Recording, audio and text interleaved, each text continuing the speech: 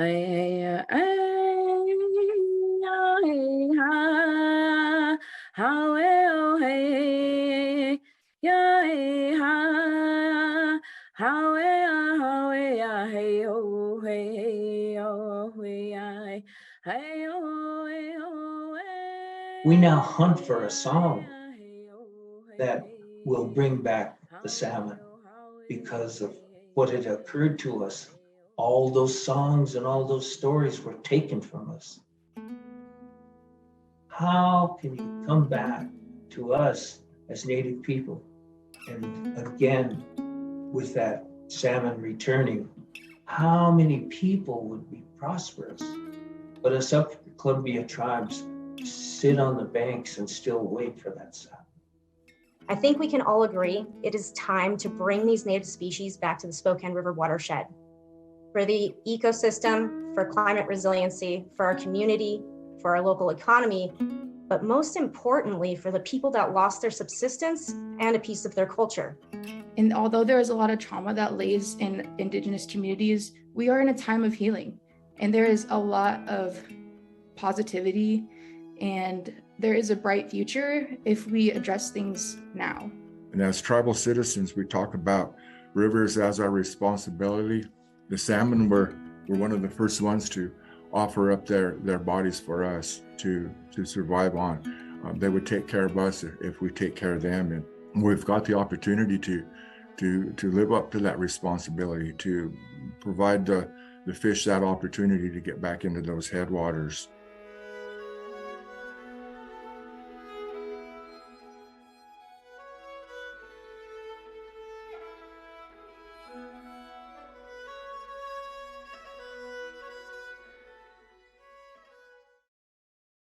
It's important to note that dams created benefits for some and wrenching costs for others, especially Indigenous people, which is part of a larger story that includes residential schools, missing and murdered Indigenous women and girls, poverty, and health and mental health issues. And really what's remarkable is that set against this genocidal past and climate change future is this Indigenous-led effort to restore salmon to the various river tributaries of the Columbia.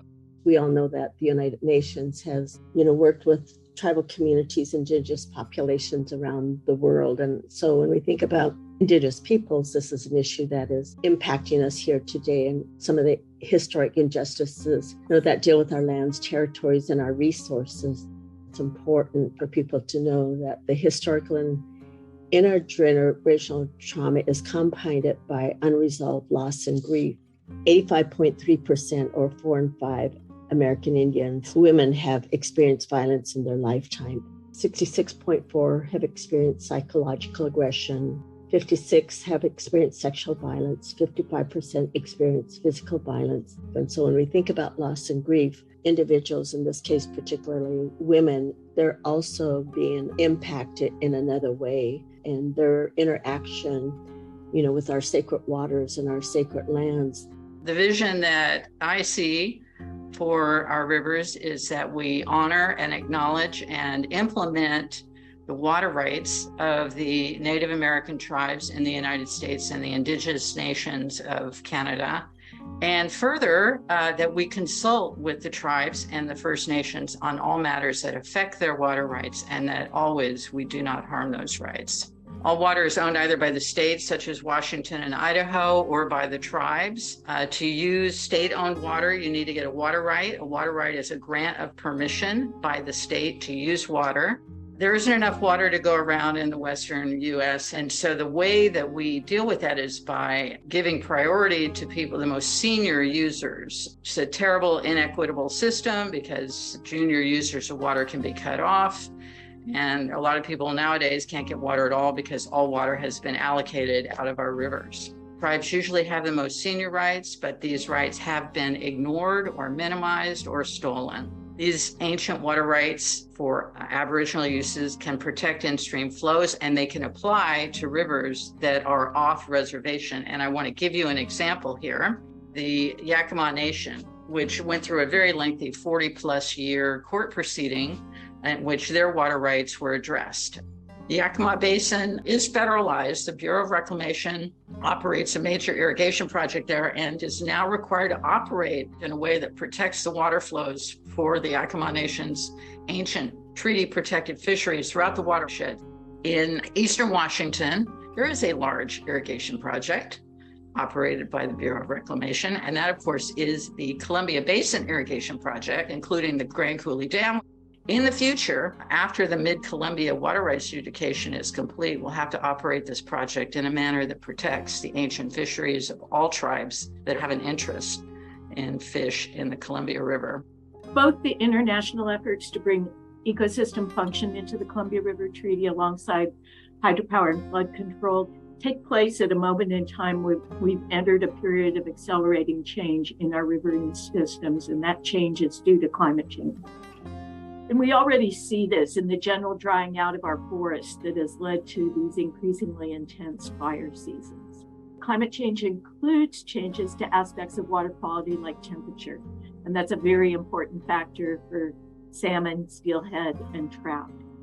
In the upper river where we don't have aquifer water, we're seeing river temperatures now in excess of 80 degrees Fahrenheit.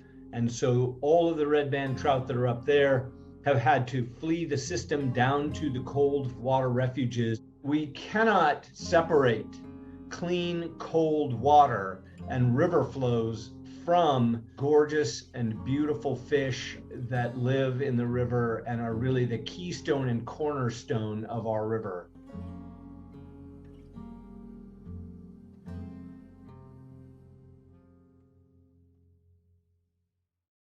We lived along these wild and free rivers until the Europeans arrived.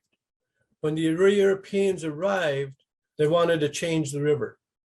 They wanted to exploit nature. That was a new thinking that was brought to this continent, to exploit everything. And then as it went up, they were controlling the river. Today we know they can control this river completely and shutting it off and on at will. And after that, our salmon populations began to dwindle. The fish that once fed the Spokanes for thousands of years was going away. These huge fish that used to come were starting to get less and less.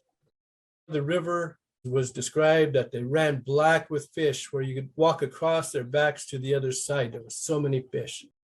But then the destruction of those fisheries came, because you cannot force an Indian on a reservation if they already have all the food that they want. You can't promise them, we'll feed you if you arrive, if they already have food. By 1879, there were over 50 canneries placed on the lower part of the Columbia. They were raping the river of fish, of salmon and other foods, our food sources of eel and other things that were destined to come feed the Spokanes and the Coeur d'Alenes and the Kalispels, other tribes of the region. The salmon would be caught, canned, and sent around the world, no longer returning to the Spokanes and other tribes. But it was at this time, more and more, the attempts of genocide and cultural genocide started coming forth. A lot of that was led by the missionaries and priests, teaching us about the 10 Commandments. To our detriment, we thought the people that were following the priests would come in, we were told they were coming our way, they too would be following these commandments. Unfortunately and sadly and wrongly, that was not always the case. So many of them went against this. But like the infectious diseases and religion they brought with them, these settlers would not be stemmed as they exerted their so-called right of discovery to spread unchecked. Over hundreds of years, and by a series of moves to privilege themselves, these people, my church, moved to take the land and waters and then protect themselves from floods, grow food, and generate electricity, claiming land and waters to the far coast. The doctrine of discovery basically said, if you're not Christian, you cannot own land. If you're not Christian, you're less than a human being. If you're not Christian, you can be killed and nothing will be done to that person. Later, Jocko Finley, around 1810, established the Spokane House. Things began to change for us.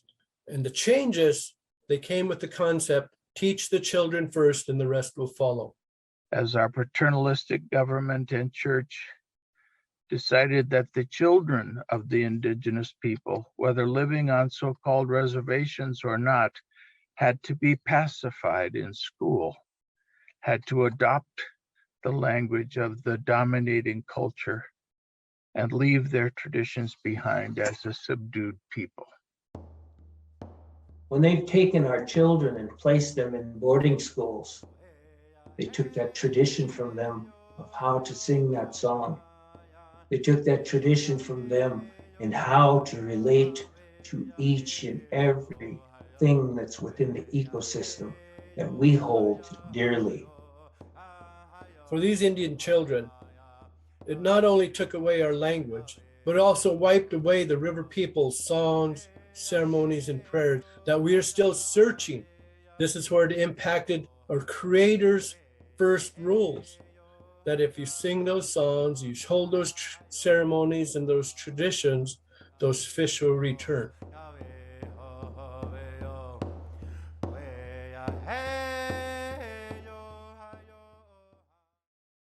As we see the closing gates of the Grand Coulee Dam block the salmon from returning to the Spokane and Upper Columbia rivers, the devastating impacts on Indigenous people.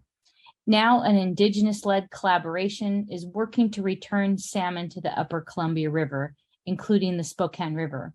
So as it relates to the Columbia River Treaty, it's mainly dealing with flood risk management, hydro production. It has benefits for irrigation, navigation, and recreation. And when you talk to the folks about those issues, they generally say those are benefits to the region. Those are benefits.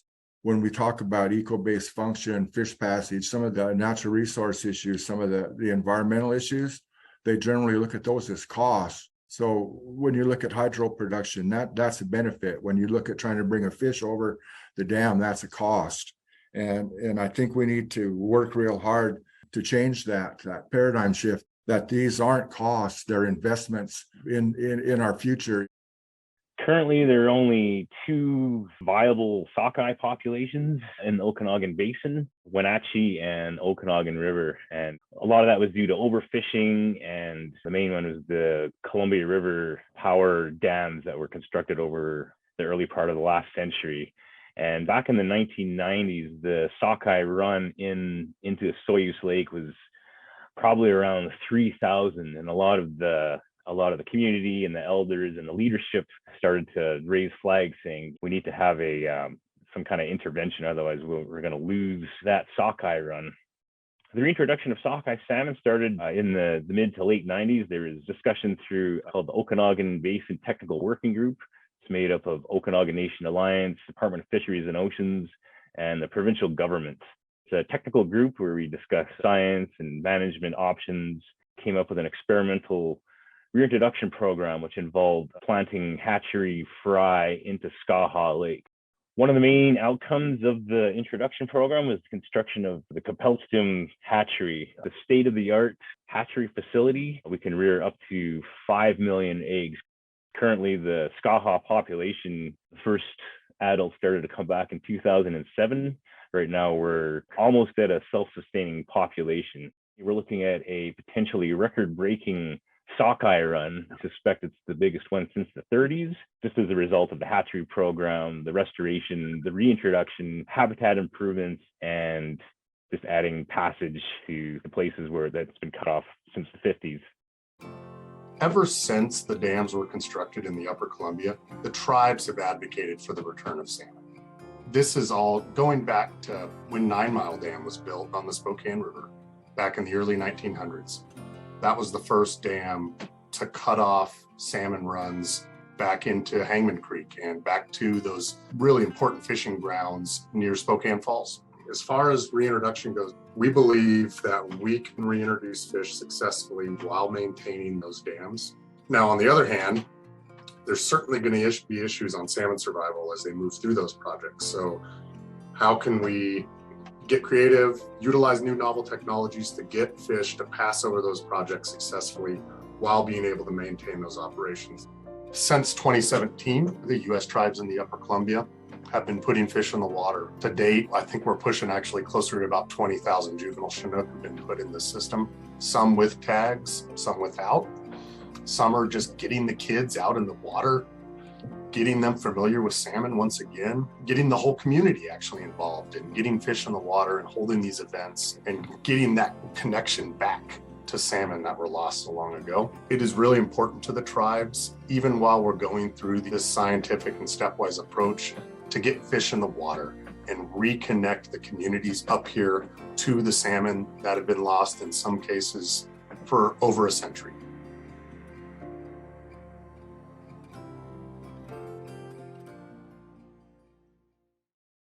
The stewardship of the Columbia River raises many questions, but clearly there is a moral responsibility for the stewardship of the river, the water, the peoples of the river, and the life-giving and life-creating watersheds, all flowing in a stupendously fertile Columbia watershed. We're struggling for the existence of who we are as a people, and we wouldn't have to fight it if it wasn't being attacked. We need to make sure our young people have access to clean and safe water.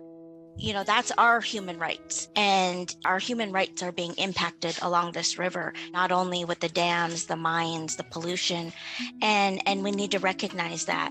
Our lifespan is so short in this world that we're just caretakers. This is our moment in time to be caretakers and then to pass that on to the next generation and to make sure that they understand what it means to be that caretaker. We're a collective, and we're part of a larger collective that is the water, that is the earth, that are, to me, you know, all of the animals and plants.